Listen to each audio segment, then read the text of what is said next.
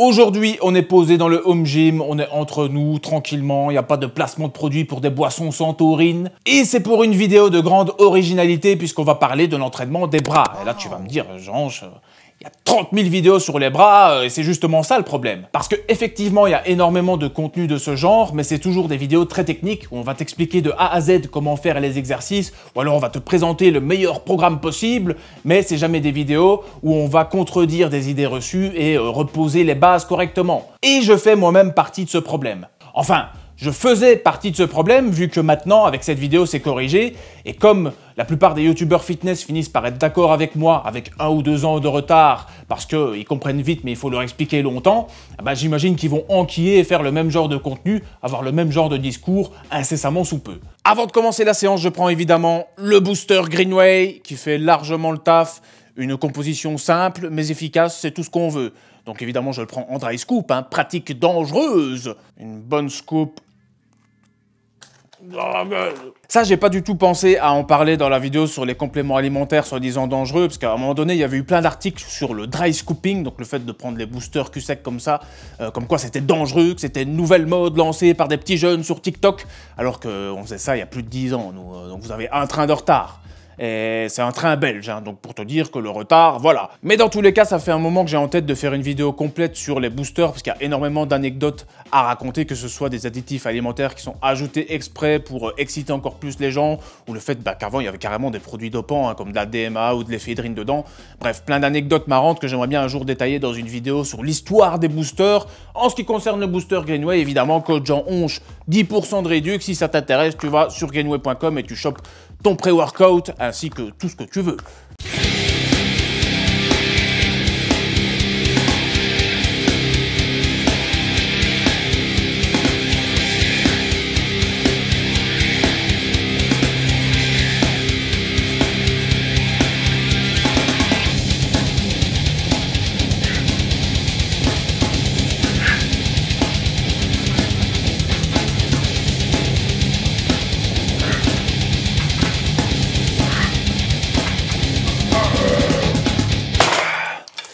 Ça, c'est une bonne chose de faite. Alors, si jamais tu as un point faible au niveau des bras, ou alors que tu as de bons bras, mais que tu veux encore de plus gros bras, mon corps, mon choix, mes bras, mon choix Sadonie, à bas la Macronie. D'ailleurs, ce brave gaillard était abonné à ma chaîne, mais il faut savoir que je ne cautionne pas du tout la gifle, elle était beaucoup trop molle. Mais il faut quand même avouer qu'il faut une grosse paire de couilles pour vouloir prendre Macron dans un concours de gifles, parce que vu les bifles qui doivent se prendre par Jean-Michel, il doit bien encaisser les coups. D'ailleurs, Jean-Michel, Michel, c'est pratiquement l'anagramme de Shemale.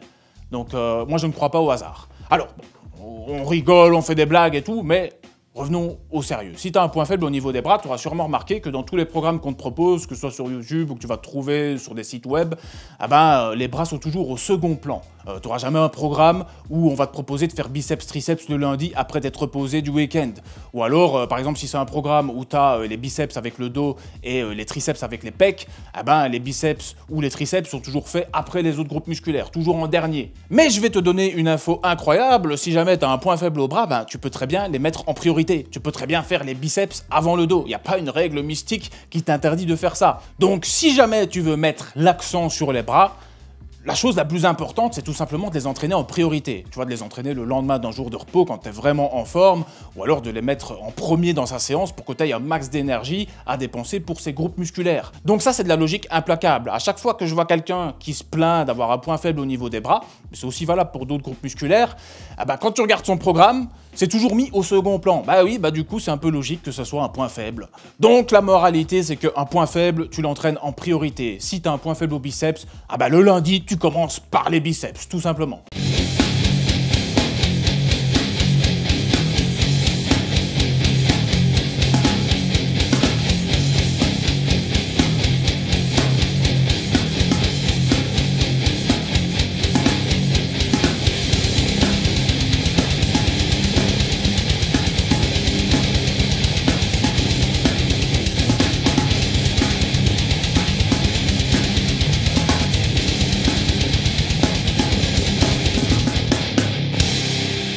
Alors quelque chose d'important à retenir pour le curl marteau, j'ai rien d'autre pour tenir le micro. C'est que l'articulation du coude, attention, info incroyable, elle est sur un seul axe.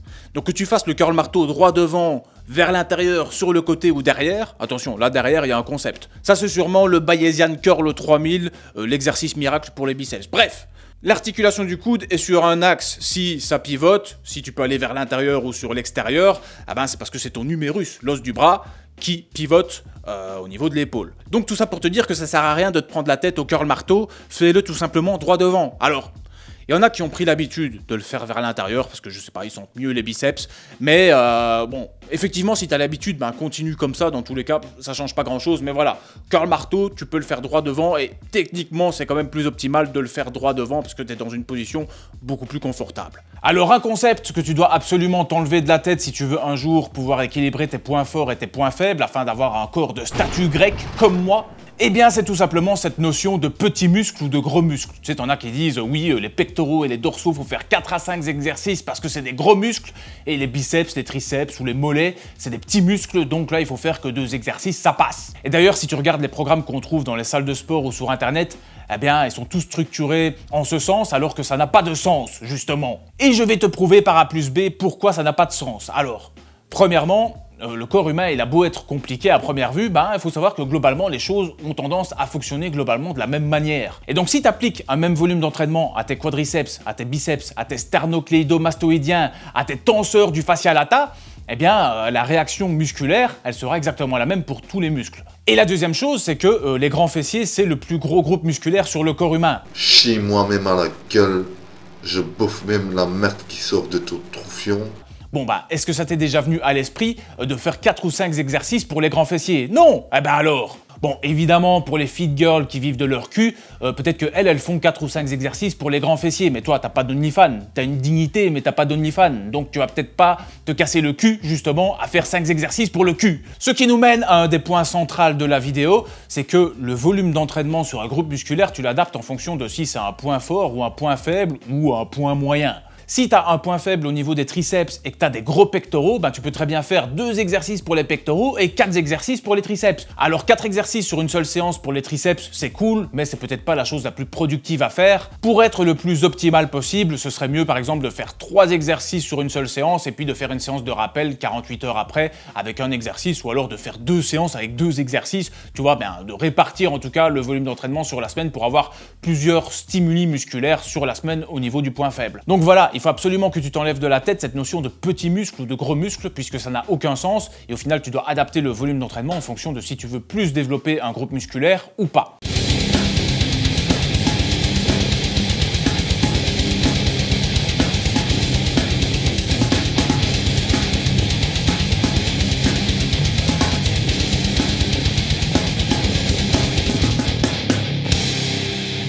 Une autre erreur que certains ont tendance à faire en voulant récupérer un point faible des bras, c'est de faire des supersets, de faire des biceps-triceps en même temps.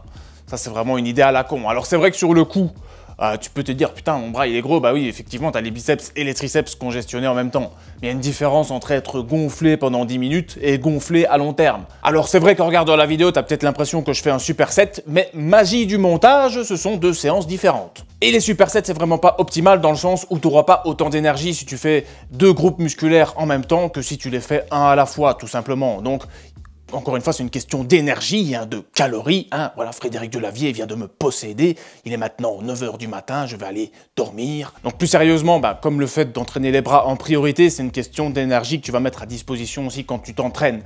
Donc, les supersets, pas optimal. Alors, si tu veux plein d'informations pour entraîner les bras comme un ouf, je te présente la formation Annihilation Brachiale. C'est la formation ultime pour avoir des bras qui craquent les manches de t-shirt. Et là, je te fais une promotion de 20 € de réduction pendant 10 jours, donc n'hésite pas à en profiter. Dans Annihilation Brachiale, tu trouveras des dizaines et des dizaines d'exemples d'exercices et d'explications, que ce soit pour les biceps, les triceps, les avant-bras. On verra ensemble, évidemment, comment mettre en place un programme d'entraînement, comment s'échauffer, comment récupérer d'un point faible, comment récupérer de douleur. Et si tu as une âme de scientifique, il y a même toute une partie sur l'anatomie des bras, que ce soit les groupes musculaires, les os, les nerfs, tu pourras tout savoir à ce niveau-là. Donc si tu as un point faible au bras et que tu chiales, eh ben tu vas sur Annihilation Brachiale. Necfeu en sueur. Bon, je pense qu'on a vu les principes de base qu'il fallait voir dans cette vidéo. Comme j'ai dit au tout début, il fallait pas s'attendre à des trucs ultra techniques. Et sur ce, je te dis à bientôt pour une nouvelle vidéo. Vas-y, contracte.